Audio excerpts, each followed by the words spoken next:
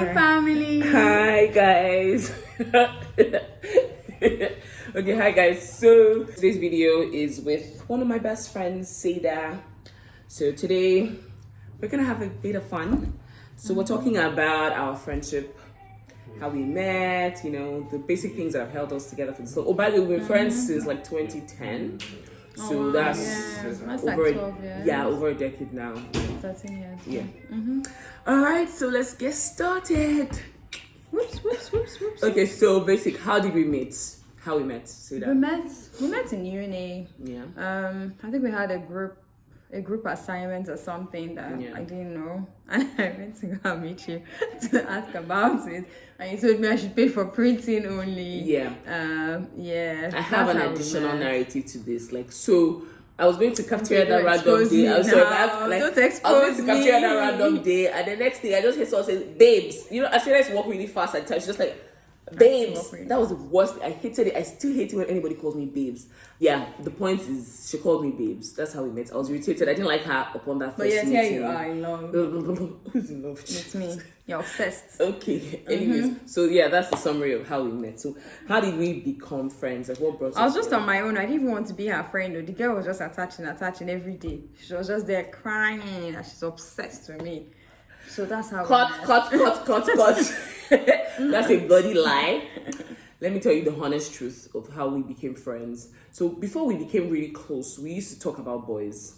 Saida used to come to. I didn't know anything about any boys. Talk to you about boys. I was a bloody loner. I had no boyfriend. I was even a late bloomer. I didn't even have any. Who was toasting me then?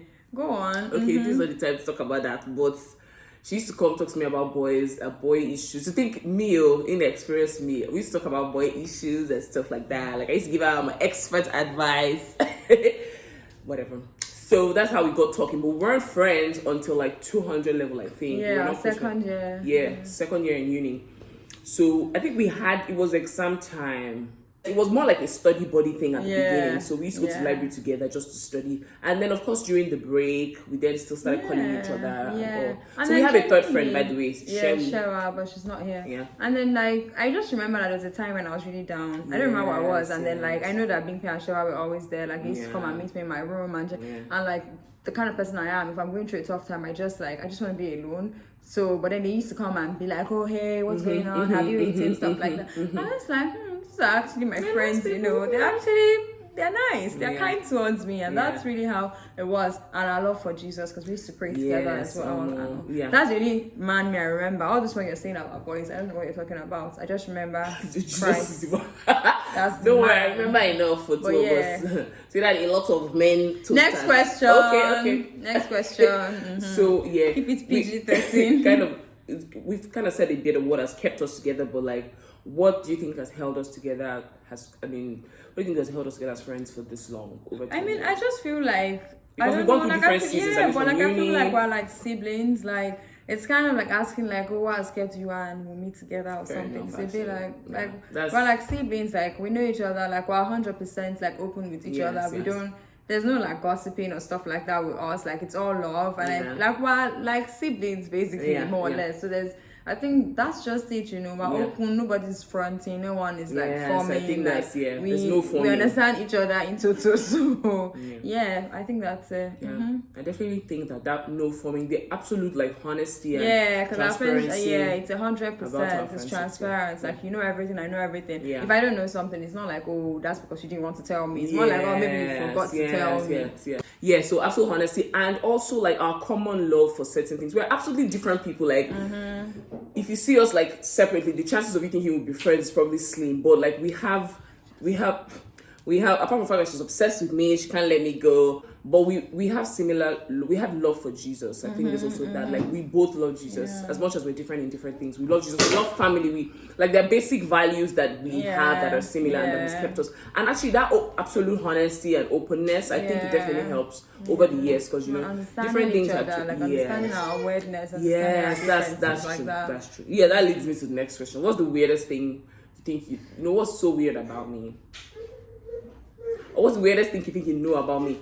Let me tell you the weird thing. There are many weird things about Saida, but let me tell you the weird thing that comes to mind right now. The weird things that comes to mind right now is her absolute I don't want to use the word obsession with her work, which is a good thing. But like, if you see that outside, like at a social function, at whatever it is, she's most likely pressing her phone. And so if you don't know, like, this girl is not, like, she's not a snob, or she's not whatever, like, you could misunderstand her. I have a picture of Shewa's absolutely, wedding where I was like, yes, like, she's absolutely obsessed with her work. I mean, it's good. It's what has brought her. That's why. By the way, check out her page on Instagram. Follow, buy stuff.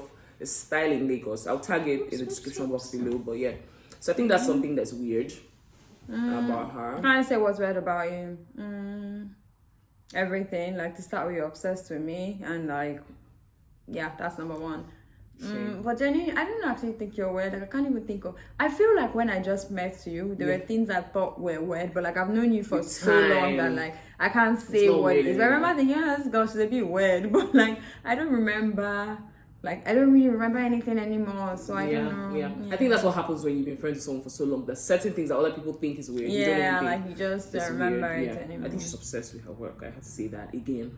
Yeah, that's man, gas hustle, man. Food doesn't come. I mean, so any tribal issues? Oh, she's Igbo, I'm Yoruba. Have we ever had any tribal issues? I don't even at all. Funny enough, I think that it has actually helped me understand the Igbo tribe better and even appreciate it, like, the hilarious nature and the, so that has a large family, which I absolutely love, and they are absolutely hilarious. Yes. So yeah, there's that. Okay, what's the best thing about our friendship?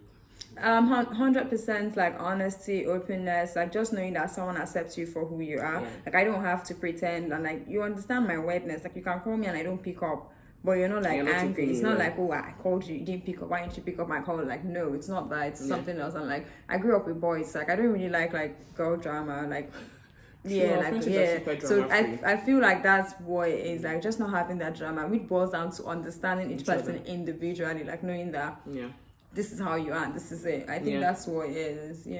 Okay.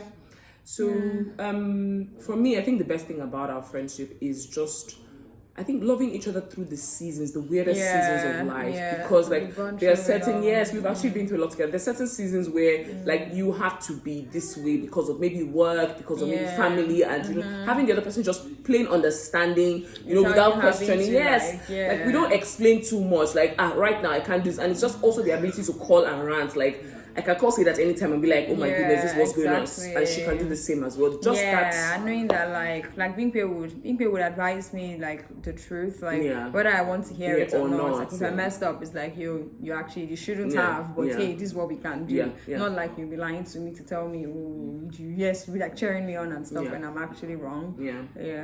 Okay, that's cool. So the final thing, is what would you advise people what's an advice you give to people that are trying to build like long-lasting friendships that probably don't have long-lasting friends? Just keep it drama free. Like, keep it, and like, to be fair, like, stay where you're like appreciated. Like, you don't need to attach yourself to somewhere where people don't value you. Like, just stay where you know you're appreciated, and keep you drama free. Like, we're friends for being friends. Don't be friends because someone's aesthetically pleasing, or because like, do you understand? Like, oh, if I hang out with this person, I'll get this, or I'll get that, or you're cool, or whatever. Just be friends because you genuinely like want to be friends with the person's soul, like, not because of any of that. Keep it drama free. I agree. And one thing I'm also going to say, two things. One is involve, like, if you're Christian, like, ask Jesus that you want friends. Like, I genuinely, like, as much as we met or became friends, the time we became friends, it was a time when everyone in school like had their cliques, and I didn't. I wasn't interested at the beginning, but later I became very lonely. I had no friends. I would talk to everybody's nice, but like, I didn't have my own friends. And I remember just randomly praying. It wasn't even a serious prayer. I was like, God, I really need friends, Lord. And I remember after we became study buddies and became friends, I remember like the Holy Spirit reminding me that you asked for friends.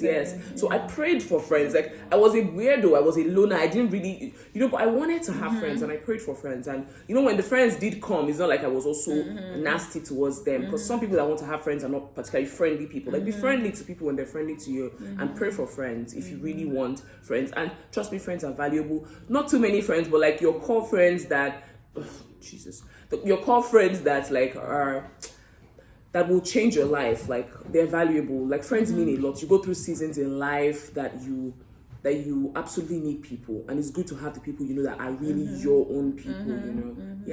So I think that's a summary. That's it, Binky. I'm waiting for my $100 for this session. It's been really good. Thank you guys. Like, bye, guys. Subscribe, comment, You know, what do you know? What do you... I beg.